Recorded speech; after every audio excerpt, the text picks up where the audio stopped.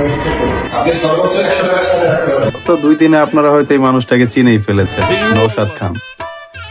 Recently একজন সৎ দায়িত্বশীল মানুষের কথা যদি বলি, এই মানুষটিকে দেখে আমার তাই মনে হয়েছে। তার কাজের মধ্যে একটা অন্যরকম ব্যাপার আছে। হয়তো কিছুদিন হয়েছে হযরত শাহজালাল আন্তর্জাতিক বিমানবন্দরে দায়িত্ব পেয়েছে, কিন্তু আসার সাথে সাথেই পুরো চেহারাই যেন পাল্টে ফেলেছে। যারা এতদিন যাত্রীদের হয়রানি করতো, তাদের হয়রানি তো বন্ধ হয়েই গেছে, উল্টো তাদের জরিমানার ব্যবস্থা করে দিয়েছে। এছাড়াও যেখানে অনিয়ম খুঁজে পাচ্ছে সেইখানেই সে হাজির হয়ে যাচ্ছে।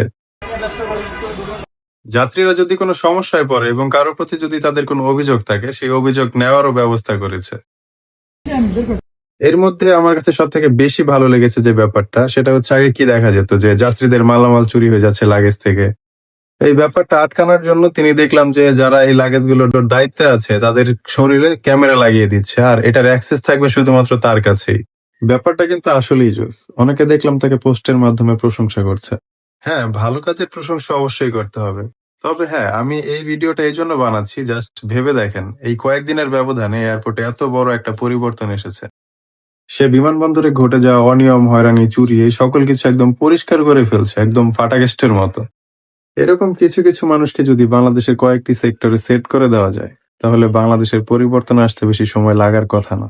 তবে হ্যাঁ, আর একটা ব্যাপারও চিন্তার বিষয়, এরকম সৎ মানুষ এরকম জায়গায় কতদিন টিকতে পারবে সেটাও চিন্তার বিষয়। কারণ এটা বাংলাদেশ, যেখানে সবকিছুই সম্ভব। তার থেকেও বড় কথা, এখানে ভালো মানুষের দাম নেই ভাই।